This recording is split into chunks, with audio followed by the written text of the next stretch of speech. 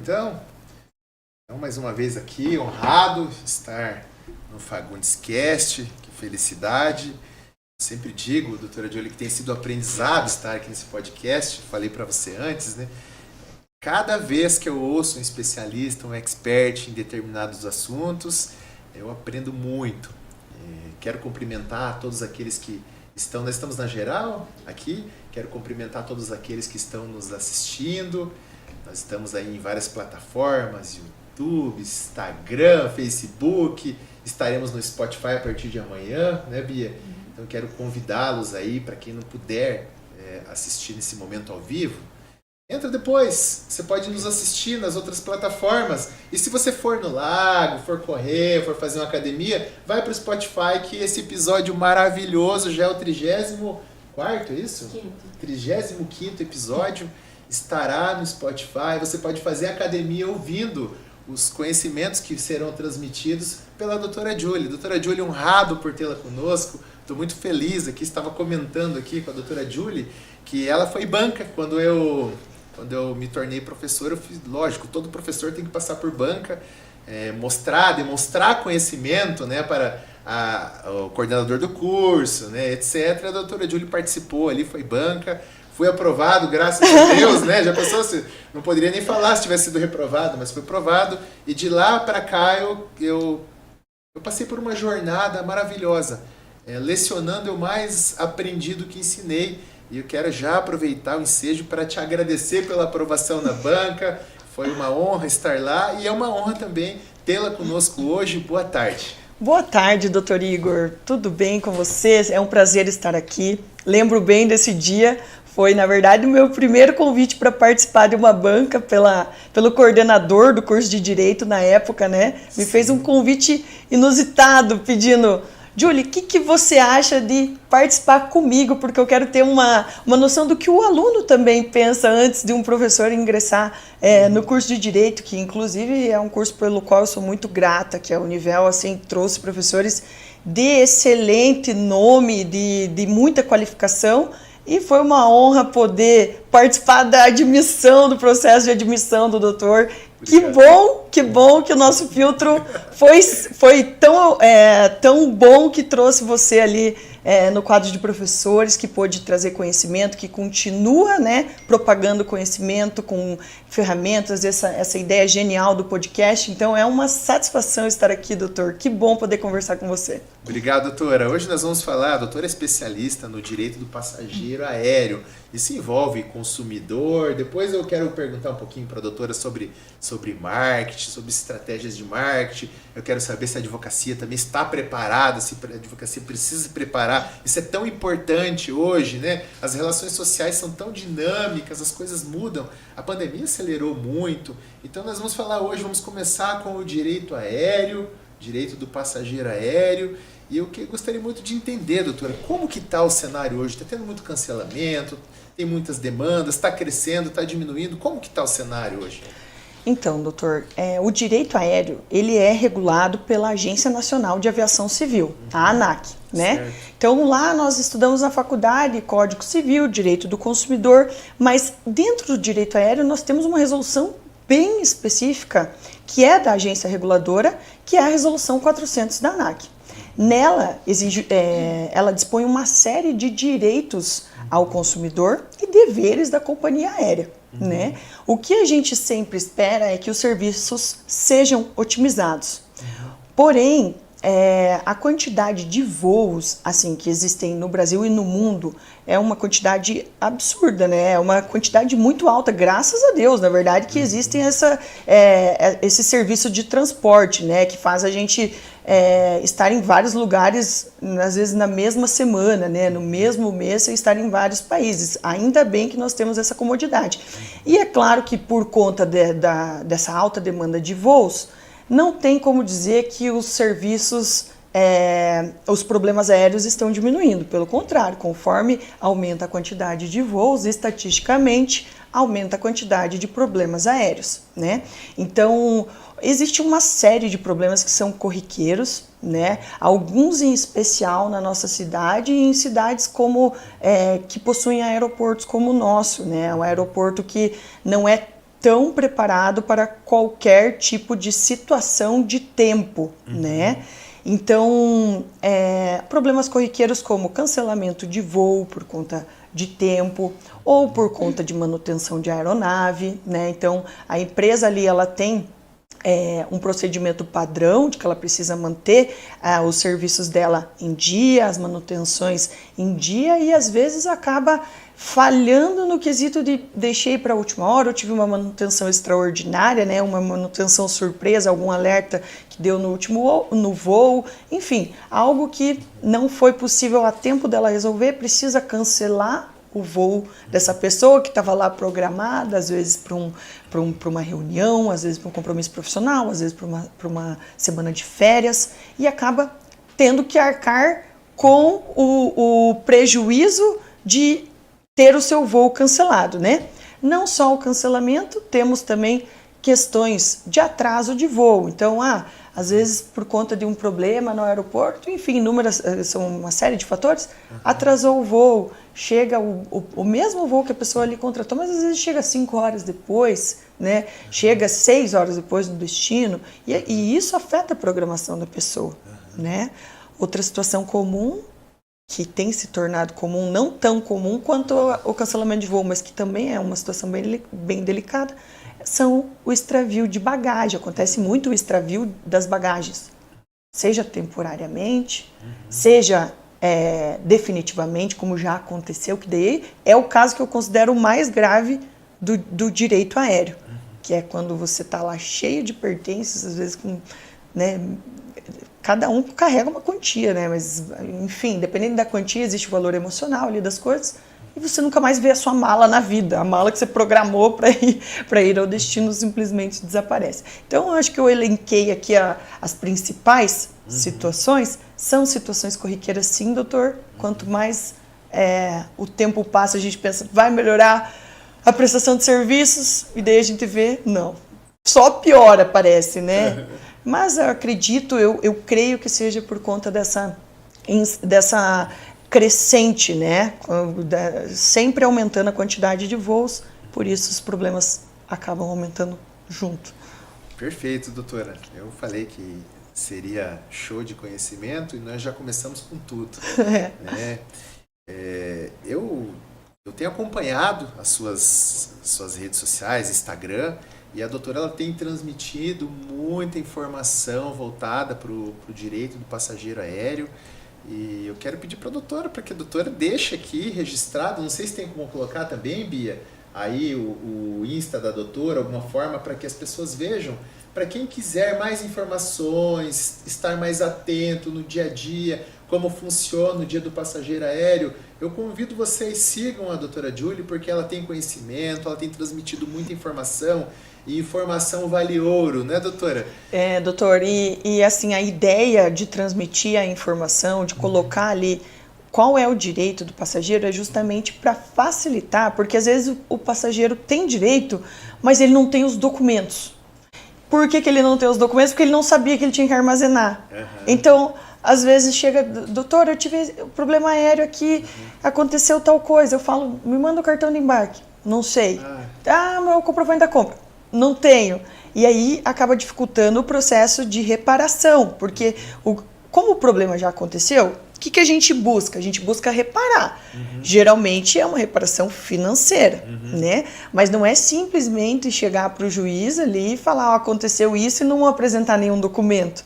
Não, nós precisamos de provas, né? Então eu sempre deixo dicas interessantes para a pessoa que ela está no aeroporto.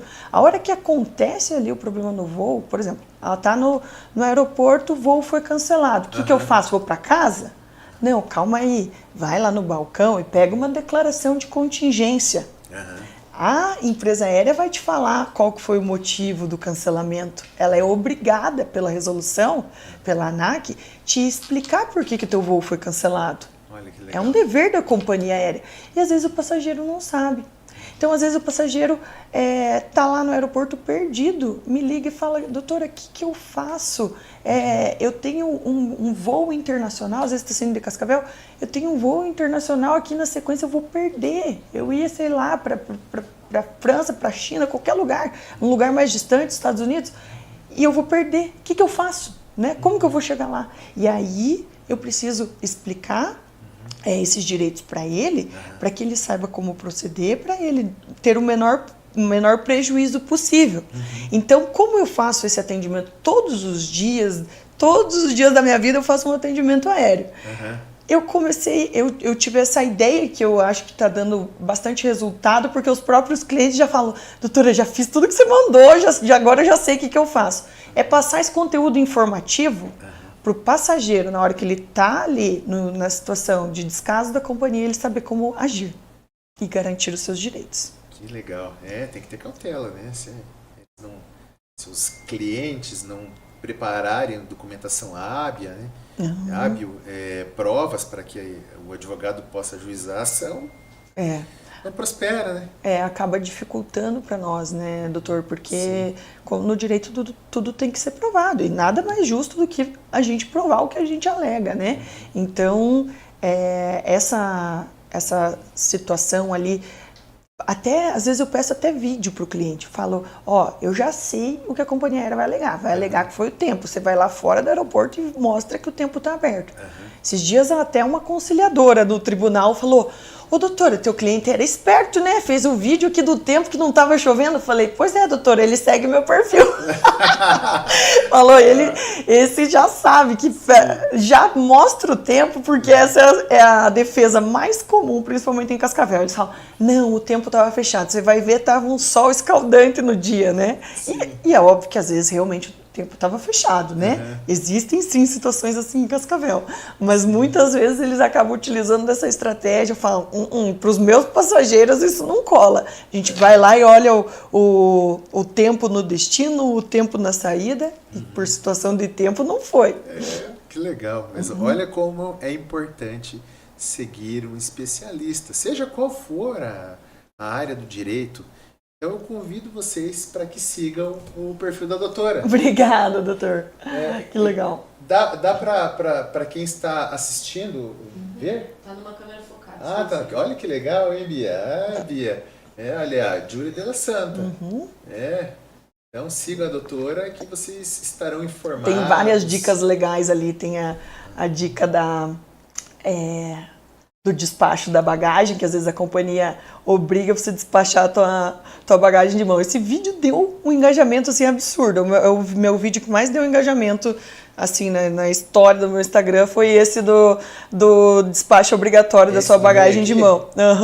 E como que é o vídeo ali? O que fala o que? A situação é a seguinte, acontece muito aqui, na verdade eu acho que no Brasil inteiro. Você está com a sua bagagem de mão, às vezes tem uma viagem rápida. Já aconteceu várias vezes comigo, acontece com vários executivos, provavelmente já tem acontecido com o doutor.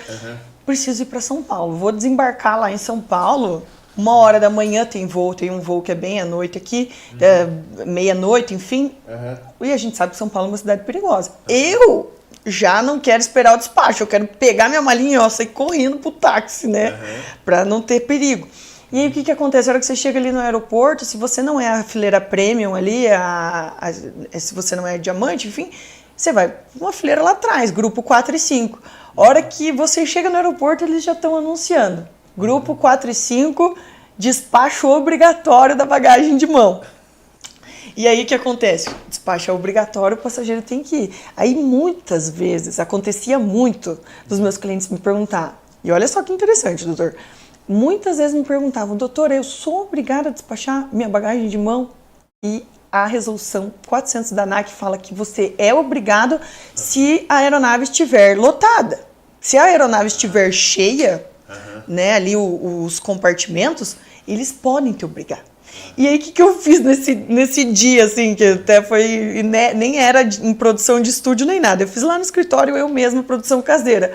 Eu falei, o que eu faço? E é verdade, porque eu já fiz mais de uma vez e deu certo. Eu falo, é o seguinte, não falei bem com essas palavras no vídeo, mas é como eu faço na verdade ali, na prática. Falo, é o seguinte, eu tenho itens aqui de alto valor. E realmente, eu carrego itens de alto valor, às vezes, uma bolsa, um calçado. Falo, uma joia.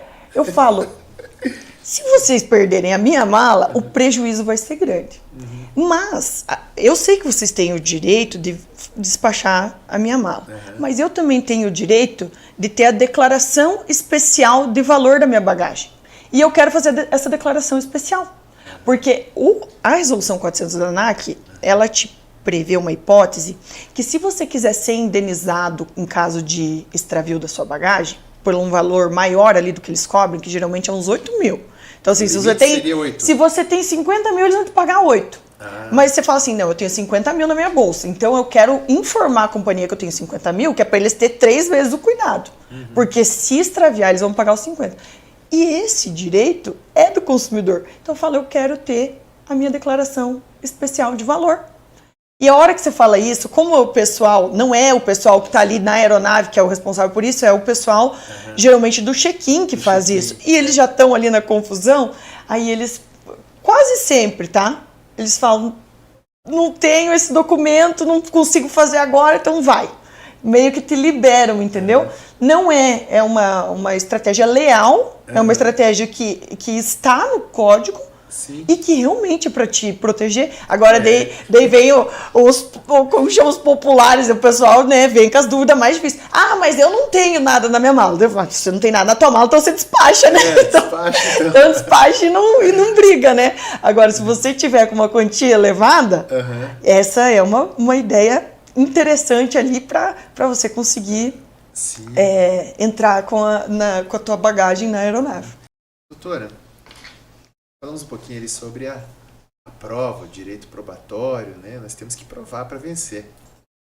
Mas, produzidas as provas, pelo passageiro, pelo consumidor, pelo cliente, aí ele tem cenários, ele pode procurar algo sob a perspectiva administrativa, que eu até comentei do PROCON antes, né? Ou então ação judicial direto. E ação judicial tem um tempo também, né? Tem etapas, né, de um processo, tem as fases de um processo. Quanto tempo que demora essas fases do processo até a sentença? Até para que o consumidor ele tenha uma ideia, porque nós temos aqui advogados que também são consumidores, né? Que não atuam na área, e também tem pessoas que são leigas, que não são do direito. Então, nos diga um pouquinho sobre se vale a pena administrativo, melhor judicial, quanto tempo demora? A questão do administrativo, eu sempre oriento os meus clientes, caso seja necessário, fazer uma reclamação no consumidor.gov, tá? Que é uma ferramenta do governo bastante efetiva, porque as empresas elas têm a obrigação ali de responder aquela demanda administrativa. Mas é claro que o valor ali o tipo de reparação que elas oferecem nessas plataformas, elas acabam normalmente sendo insuficientes, né? E daí o cliente vem e fala, viu, doutora, me ofereceram só isso aqui, né? Tipo, R$200, R$300 em crédito, né? Depois de eu ter perdido uma viagem, às vezes internacional.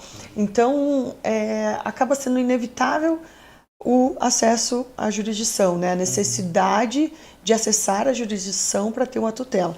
Então, a questão do tempo, ela varia muito de comarca a comarca, né?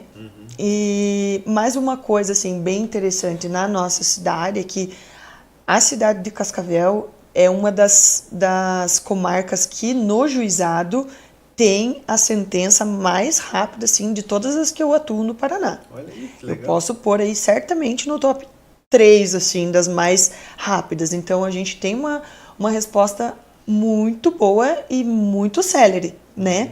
É lógico que daí a pessoa me pergunta, então é 15 dias. Não é 15 dias, né? 15 dias não marca nem audiência. Mas ali, uma média, eu já tive sentenças que em menos de 3 meses já tinha, né? Já fez a audiência, já fez a impugnação. Lógico que daí também tem a velocidade ali do advogado, né? Faz a sentença, o juiz faz a sentença, já a companhia já paga ali, às vezes em 4, 5 meses o cliente já está com o dinheiro no bolso, né? Isso é muito rápido. É muito rápido. Para nós que somos, né, da área do direito, nós sabemos que isso é quase um botão ali para nós, né? É muito rápido em se tratando de jurisdição, né? Enfim, de utilizar o poder judiciário para ter uma devolutiva. Mas é lógico que como em todo lugar, existem comarcas que isso que eu tô falando não se aplica, que às vezes é 6 meses só para marcar a primeira audiência, tá? Então, assim, estado de São Paulo, você vai lá em Barueri, por exemplo, que seria a comarca do réu, né? Mas eu digo São Paulo porque eu também tenho clientes lá. Então, às vezes lá, uma audiência demora, já tive audiência que demorou 8 meses para ser designada. Então, é outra realidade, né? Então, a realidade varia conforme a comarca. Em Toledo, nós já tivemos e ainda temos problemas gravíssimos com o tempo lá do juizado. Eles alegam ter muita demanda, né? E, de fato, eles só têm um juizado para uma cidade grande, relativamente, né? E lá já temos uma realidade completamente distinta de Cascavel.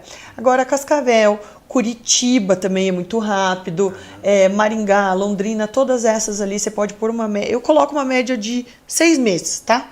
6 meses é algo que eu posso colocar no estado do Paraná, né? Então, é muito rápido. Né, para você ter ali a tua reparação. E digo mais, muito comum que após o protocolo, as companhias aéreas façam propostas de acordo antes mesmo da audiência. Olha só. Então eu já tive cliente reparado em menos de 30 dias, tá? Tem muitos, na verdade. Nós, assim, que atuamos na área bem especificamente, nós temos contatos de acordo com o escritório da Gol, com o escritório da Azul, com o escritório da Latam, sabe? E até das companhias internacionais, porque muitas vezes são escritórios até da nossa própria região que fazem as defesas dessas companhias grandes. Então, como eles setorizam, né, por estado, então a região sul vai ser tal escritório. Não é um único escritório atendendo o Brasil inteiro, né? Então acaba, às vezes, ser até... a gente cria esse contato, essa rede, porque como nós ajuizamos muito, nós também temos muitos acordos, né? Então cria-se uma política, uma ideia de resolver antes da sentença.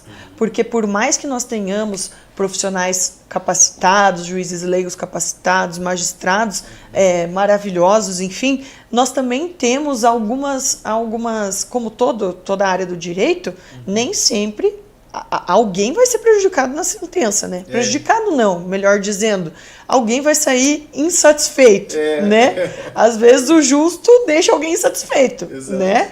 Então, priorizar o acordo é uma política que eu também prego na minha prática jurídica, né? E que se o cliente vem, doutora, mas eu queria ganhar 10 mil, eu falo, viu, calma aí, que não é bem assim, né? Não é Mega Sena, né? Sim. Então a gente tem prudência, é uma reparação, sim, uma reparação justa, né?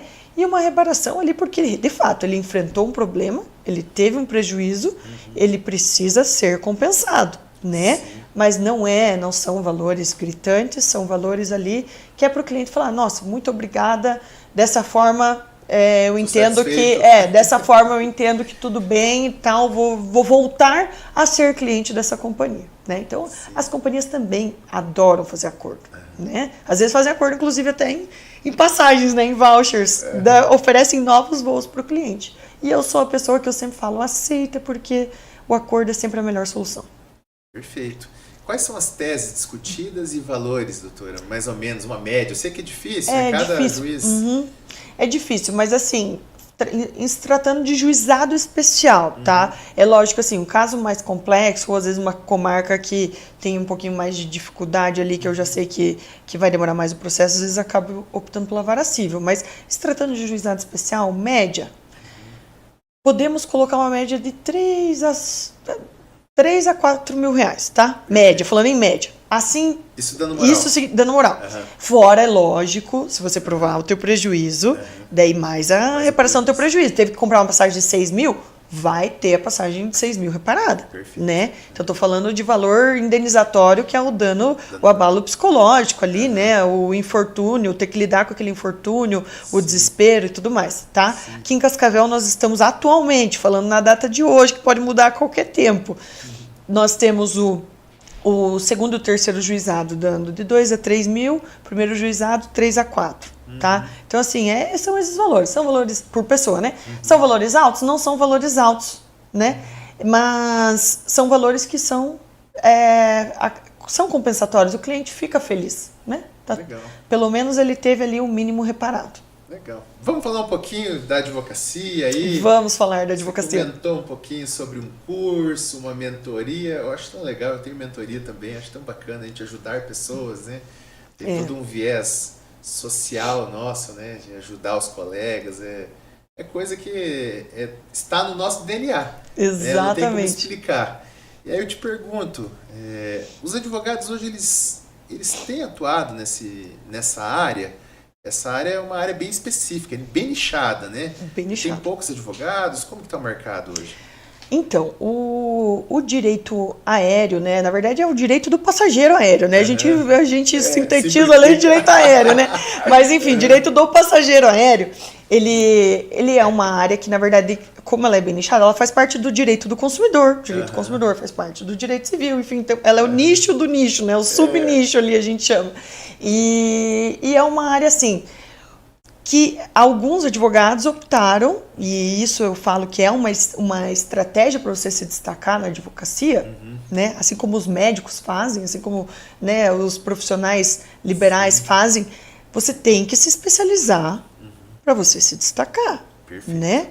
Você vai me perguntar de trabalhista, eu vou falar, doutor Igor, não vou te responder, porque eu não vou saber te informar. Eu vou falar, liga pro meu sócio que ele vai saber te falar. Agora, eu não vou, eu posso até saber, mas como eu me apresento como especialista em uma área, eu não vou dar pitaco no assunto do outro, a não ser que eu seja convocada para um debate, enfim. Mas a área hoje, eu vejo que tem advogados bem específicos, assim. Em Cascavel, nós não temos muitos advogados nessa área, mas no Brasil, como é uma área que nós conseguimos atender o Brasil inteiro, tem sim vários advogados assim. E é uma área em que, como você consegue escalar, né, são inúmeros problemas aéreos todos os dias, uma área que você consegue ter muitos clientes, que você consegue construir uma clientela ali, uma cartela boa de clientes e que eles acabam se fidelizando, né? Eles acabam confiando em você. Então, todo problema eles vão te ligar. Uma área bastante promissora, tá? Eu entendo como uma área bastante promissora. Eu atuo com essa área especificamente há 5 anos, tá? Então, é uma área que foi crescendo, que eu fui percebendo que era uma área que eu poderia escalar e que eu poderia trazer isso como um diferencial do mercado justamente por não ver profissionais assim especializados, focados, e eu optei por focar nela justamente porque eu consigo ajudar a sociedade. As pessoas, né, me veem como uma salvadora ali dos aeroportos, né? Eu falo, olha para mim e vê um voo subindo, né? Associam muito já a minha imagem aos aeroportos, aos aviões, enfim.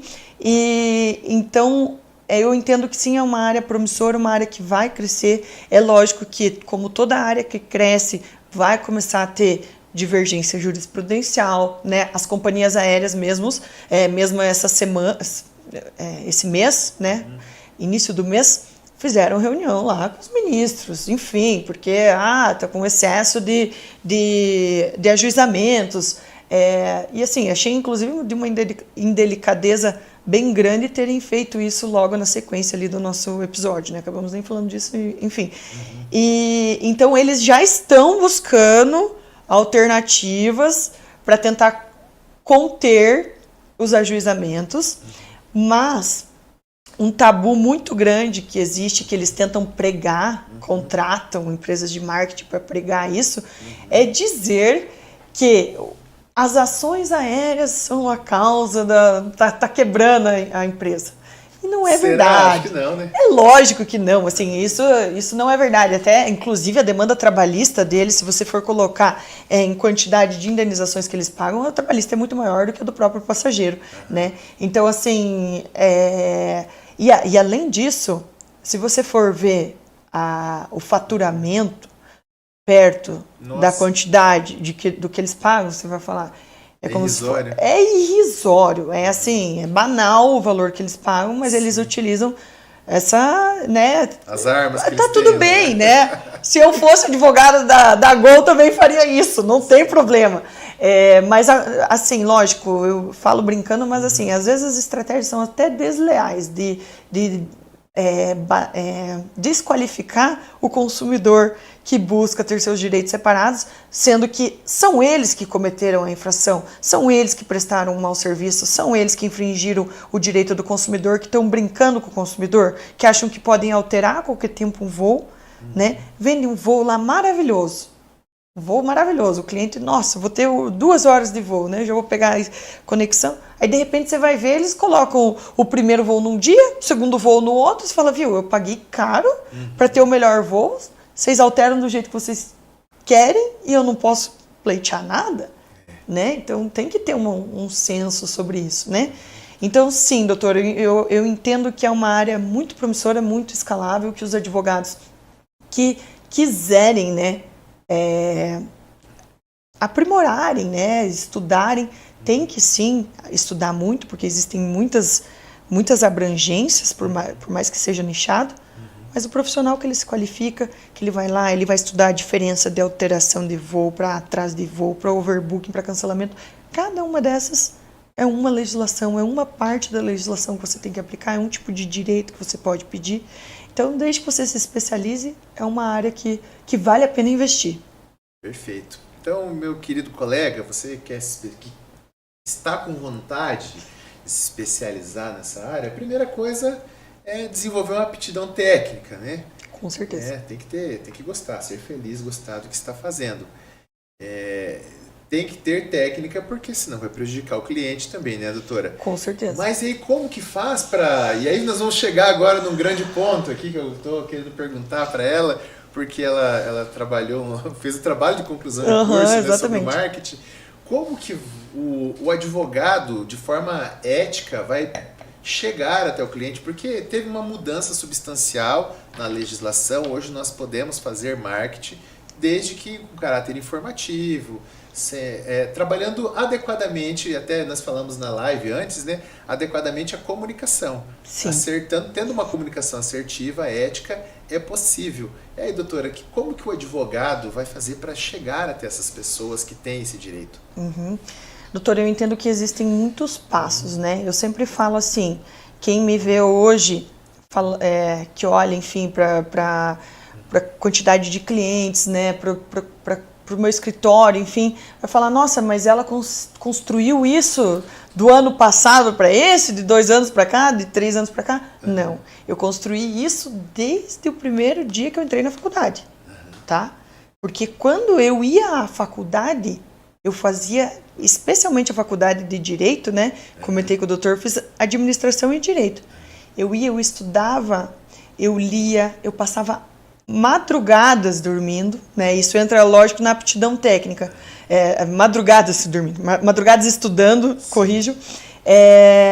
Acordada ali e me dedicava ao extremo para conseguir me qualificar, ser uma boa aluna, ter referências na área, porque eu já tinha professores que hoje são meus colegas, que eu tinha admiração, assim, ó, grandiosa, que hoje, graças a Deus, são meus colegas, como o doutor. Legal. Então, primeiro de tudo, é você olhar para as suas referências. Então, você vai ver bons profissionais e você vai ver o que eles fazem. Geralmente, o bom profissional, se você analisar bem, você vai ver que segue sempre o mesmo padrão, doutor. Pode ver que é o mesmo padrão. Ah, doutora, mas não é suficiente eu estudar. Realmente, não é suficiente você estudar. Para a advocacia, eu entendo que, e lógico, o doutor vai poder contribuir, porque o doutor também é um sucesso na advocacia. Para a advocacia, eu entendo que um grande passo, depois que você tem essa aptidão, que você faz essa tua rede primária de contatos, eu falo que é na faculdade, né? Então, a minha rede primária de contatos ali que eu consegui estabelecer, falei, ó, tá aqui a minha dedicação, já consegue um reconhecimento ali precípio, né? O segundo passo é você começar a se posicionar. Hoje, graças a Deus, nós temos ferramentas que podem alavancar a carreira de qualquer profissional. Até do profissional que não estudou tanto, tá? Então, hoje as ferramentas que nós temos na internet, elas alavancam qualquer profissão, se você souber utilizar. Mas você tem que se apresentar para o seu cliente de uma maneira que ele confie em você, que passe credibilidade. né? Sim. Então eu sempre falo, você tem que viver a advocacia, você tem que acordar advogada. Você não pode acordar e colocar com todo respeito, um chinelo e ir para o escritório, né? Verdade. Você tem que acordar, você tem que falar, não, hoje eu tenho que parecer a pessoa mais poderosa do mundo. Todos os dias. Porque o cliente ele pode estar passando por você. E ele tem que confiar em você a qualquer momento, né? Então, lógico, né? Com isso você constrói o posicionamento aos poucos. Você cuidar da sua imagem, né? E assim, você vai falar, eu preciso gastar dinheiro. Você não precisa gastar dinheiro. Não precisa gastar dinheiro para você se vestir de uma maneira que passe confiança, tá? E aí, outros pontos. O marketing, como eu havia explicado antes, ele não é a mesma coisa que propaganda. No marketing, existem várias ferramentas de marketing, né? Hoje, é lógico que uma muito comum e que é a ferramenta que eu aposto é o marketing na internet, né? O marketing digital. Perfeito. Né? E lógico que isso já entra nessa questão de você estar bem posicionado, né? Hoje, o nosso Instagram virou o nosso cartão de visitas. Olha que loucura, né? Pode fazer o raciocínio. Perfeito, E o pessoal aí da live pode me corrigir se discordar. Mas se me perguntam, qualquer profissional, pensa assim eu quero um nutricionista. Um exemplo. Se o cara te indica um nutricionista, você vai pedir o cartão? Eu não vou pedir o cartão. Eu vou falar, não, mas calma aí, eu quero ver como é o Instagram dele, quero ver o que ele produz de conteúdo. É automático nos dias de hoje você olhar o Instagram da pessoa como um cartão de visita, né? Então, se você entra no Instagram e às vezes não tem nada postado, você vai falar, viu, mas cadê, né? Será que esse cara entende mesmo? Sim. Né? Então, é por isso que eu entendo que é muito importante essa produção de conteúdo. Você tem que produzir conteúdo na advocacia de caráter informativo, né? Tanto você vai estar auxiliando o teu cliente e você vai estar passando confiança e construindo uma imagem, né? Quem não faz isso vai ficar para trás. E outra situação, isso também é um posicionamento pessoal meu, não sei se o doutor concorda, que eu acho que eu já até comentei, de você fazer uma coisa só. Você tem que fazer aquilo bem feito, você tem que fazer aquilo perfeito, porque eu falo assim, digamos numa hipótese, vou fazer uma analogia com o médico, tá? Se você quebra torce o joelho, torce o joelho, você vai no oftalmologista? Não faz sentido. Você vai, mas aí o cara fala assim, tudo bem, Júlio, você está exagerando nos exemplos, e no cirurgião geral você vai?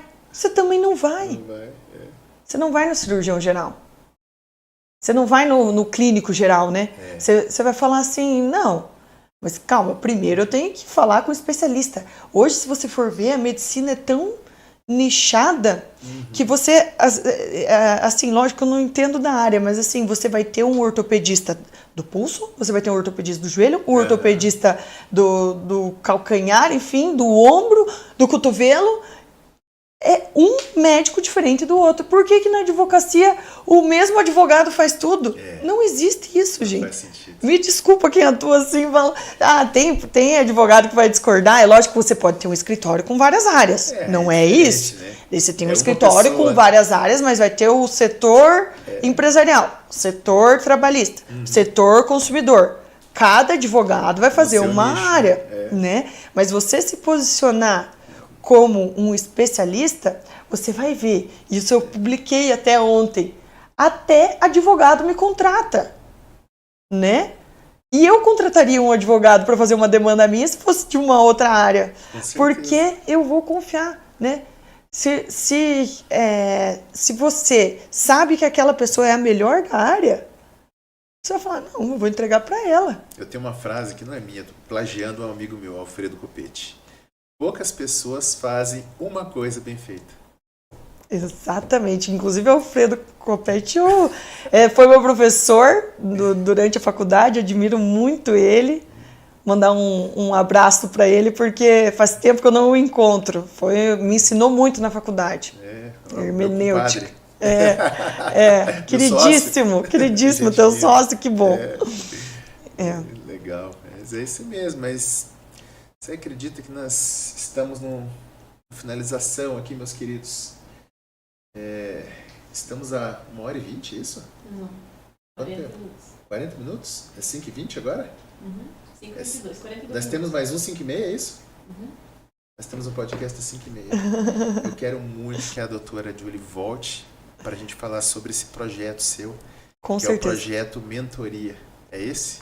É. Mentoria para advogados? Nós estamos elaborando, a princípio não vai ser exatamente uma mentoria, mas nós estamos elaborando um projeto para ensinar o advogado a faturar no direito aéreo. No direito do passageiro aéreo. É possível o advogado ganhar 20 mil por mês no direito aéreo? 20 mil é pouco, né, doutor? Ele vai aprender isso em 6 meses. Mais um ano ele vai estar literalmente voando. Meu Deus, olha só, então um recado aí para aqueles que estão nos assistindo, sobretudo aqueles que estão em dúvida sobre o posicionamento, que eu gostei tanto que você falou. Posicionamento de mercado é um fator muito importante para a advocacia. Tem muita perspectiva comportamental por trás, mas o posicionamento é muito importante. Tem que nichar, tem que se posicionar, as pessoas precisam te identificar como advogado especialista em determinada área. E a doutora Julie vai te explicar. E não é só isso. A questão é, tem como eu ser feliz na advocacia? Que é o principal, nossa passagem por esse mundão aqui é em busca da felicidade. É possível advogar de forma suave, sendo valorizado, bem remunerado? É possível. A doutora Julie vai explicar para você, meu querido colega. Sobretudo para os jovens, né? Mas tem aqueles também com mais experiência e que querem mudar, querem nichar, querem se posicionar melhor. Então, nós podemos marcar, quando ficar pronto esse curso, um novo podcast para que a doutora venha especificamente para falar sobre esse curso aí, que com certeza vai dar muita falação na cidade. Com certeza, doutor. Na verdade, será um prazer aqui. Já podemos agendar. Assim que finalizarmos, eu vou entrar em contato com vocês, porque vai ser um prazer vir aqui falar desse novo projeto. Perfeito. Então, obrigado. Uma honra tê-la conosco. Estou muito feliz. Faz tempo que eu quero te convidar, né? Já tinha conversado antes contigo.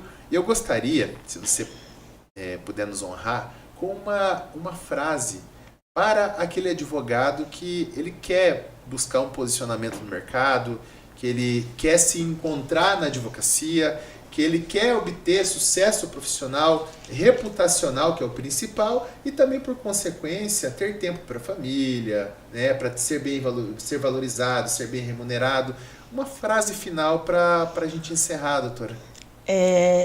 Uma frase que eu falaria esteja na mesa, perto de pessoas que sempre te somem. E tenha a coragem de dizer não e de abrir mão das relações que não estão mais te agregando. Esteja sempre na mesa de pessoas que possam te ensinar e saia daquelas que já não te acrescentam mais. Perfeito. Muito obrigado. Eu quero agradecer vocês. Que honra estar mais uma vez aqui no nosso 35º. Eu estou triste por ter que encerrar e estou feliz porque nós estamos com uma grande jurista aqui.